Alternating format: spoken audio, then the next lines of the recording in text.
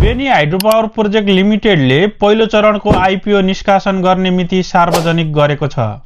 यस कम्पनीले कतिकिता आइपिओ निष्कासन गर्दैछ र यो आइपिओमा कसले आवेदन दिन सक्नेछन् भन्ने सम्पूर्ण जानकारी यो भिडियोमा दिनेछु।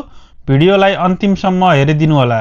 यस कम्पनीले नेपाल धितोपत्र बोर्डबाट कुल 20,80,000 किता आइपिओ निष्कासन गर्ने अनुमति पाएको थियो, जसमध्ये कम्पनीले पहिलो चरणमा नेपाल सरकारबाट श्रम स्वीकृति लिएर वैदेशिक रोजगारीमा रहेका लगानीकर्ता र आयोजना प्रभावित स्थानीयहरूका लागि पहिलो चरणको आइपिओ निष्कासन गर्दैछ।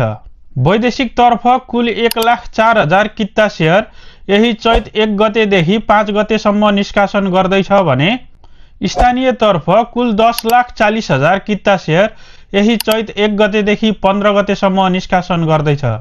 स्थानीय तर्फको आइपिओ भने आयोजनाको अति प्रभावित क्षेत्र, आयोजना प्रभावित क्षेत्र र आयोजना न्यून प्रभावित क्षेत्र गरी 3 क्याटेगोरीमा विभाजन गरी आइपिओ किता छुट्याइएको छ। यस कम्पनीले एनएमबी क्यापिटललाई इस्यु म्यानेजरमा राखेको छ भने यो सेयर प्रति किता 100 रुपियाँमा आवेदन दिन सकिनेछ।